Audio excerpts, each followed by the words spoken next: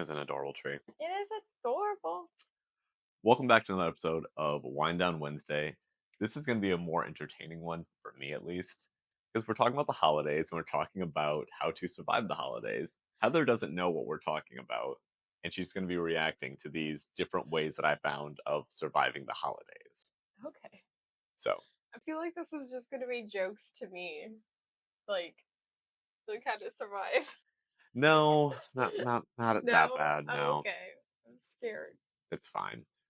Before we dive into all of these, though, I do need to preface that obviously being the holiday season and it being Thanksgiving Eve, this is going to be, what is it, the drunkest day in America is Oh, Thanksgiving yeah, Eve. Thanksgiving Eve. Be careful on the roads, kids, and have travel plans if you Yeah, are planning to drink. just be very smart. It's the drunkest day of the year. So if you're going to be drinking, be smart. Make sure you are being responsible and not ruining the beverage that we love and ruining your own time. So, with that out of the way, let's talk about how to survive the holidays. Okay, so this is funny. When I was looking up different ways of surviving the holidays, everything I kept finding was how to like survive a holiday party with your work friends, whatever. No, it was all about how to make small talk, how to not engage in a political conversation, and like all of these things on how to just navigate conversations. I'm like, if I want to survive the holidays, I don't want to have conversations. Like, I want to avoid them. The first thing that we're going to talk about is having a derailing conversation thought. So, what I mean by this is when you're in a conversation with someone that you either don't have that conversation or you don't want to talk to them, you want to derail the conversation. So, just have a good topic. And Mhm. the topic that I picked for like our family or my family would be talking about the new Wicked movie. So if you're in a conversation with someone you really don't want to talk to, she's gonna be like, "Oh yeah, have you heard about that new Wicked movie?" I tend to just be like, "Do you want to see what I saw at work this week?" And then proceed to tell something gross, and people are like, "Well, ugh, we're eating," so that's better than my usual. That's fair. I have a nice derailing thought of just like, "Hey, have you seen this? Have you heard about this?"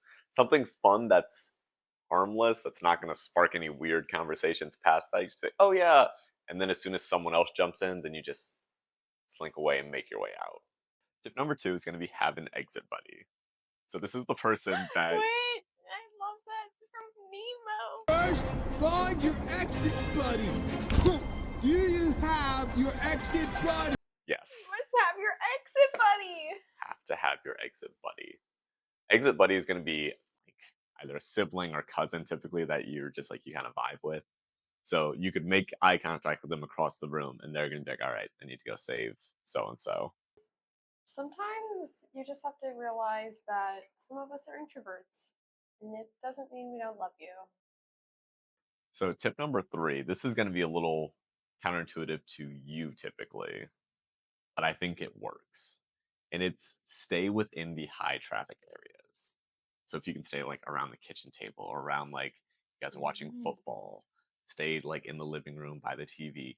Because if you're in the high traffic area, no one's gonna try to corner you and just like single you out and have an annoying conversation with you, you know?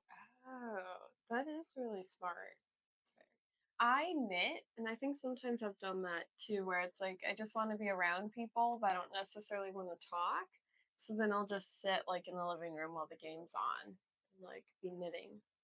Yeah, and you do So something just bring your own craft. your own craft. Do something where you look busy but you're not actually too busy. Yeah, But people are like, oh, I'll let you get back to your knitting. Thank you. It's quietly in the corner. but not the corner. The Yeah, not the highly corner. viewable area. Yes, be in a high traffic area. Now, if you're in the high traffic area, it is going to happen inevitably that someone's going to come talk to you at some point, and you might need to escape that person. So you need to have it not just an escape route, but an escape location. So for me, this is It sounds like always, we're breaking and entering, not seeing our family. I mean, it feels like you're breaking and entering sometimes, but you need to have a place where you can go just hide for a little bit. And then whether that's going to be like going, like, if you're at your house, going to like the bedroom or something like that. But my favorite is going on a quick errand or doing a quick project. So like, oh yeah, I'm gonna go work on something in the garage real quick. I'm gonna go help dad in the garage, or I'm gonna go check this thing out in the basement, and you just disappear for like 20, 30 minutes. And it's gonna take them about that long until they realize that you're gone. I like to just be like, I'm gonna go decorate a gingerbread house. Yeah. Something That's where you can why just I just like do my thing. it's a little just a little escape ploy. Because someone is gonna talk to you and you're not gonna want to talk to them for a long time. You're just gonna be like, I need to step away. I need some time. So have your escape planned out.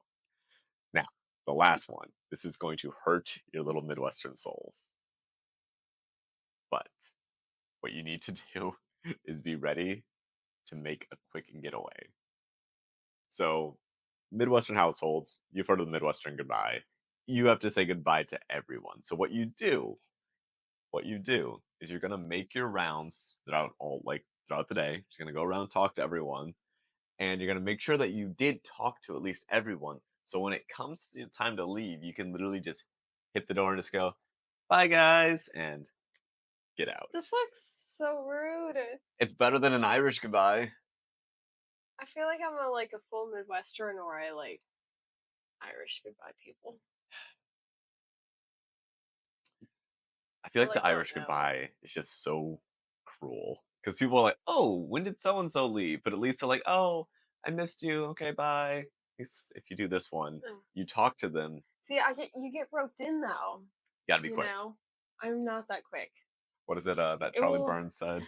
It's like, do not take the casserole. Do not go back see, inside. but they're like, hey, do you want your dish, or there's leftover pie, and then I'm sucked in for an hour. This is why you're staying here for Thanksgiving, and I'm going by myself because she's working. So I'll be able to make my getaway very quickly. Yeah, I'm not a fast getaway. But those are going to be some little tips to help you survive the holidays. Now, in all reality, like I was saying earlier, the holidays are a very chaotic time. So if you ever need to step away, relax, make sure you're not drinking too much, all of these things, do what you need to do to make sure you're actually like physically and mentally safe throughout the holidays because it is a very chaotic time. But use some of these strategies to get away from that either annoying cousin, uncle, aunt, sibling. But anyways, I hope you guys are having a good week. Have a wonderful Thanksgiving tomorrow if you are celebrating Thanksgiving. If not, just enjoy your day off if you're in the US. Cheers, guys. Cheers.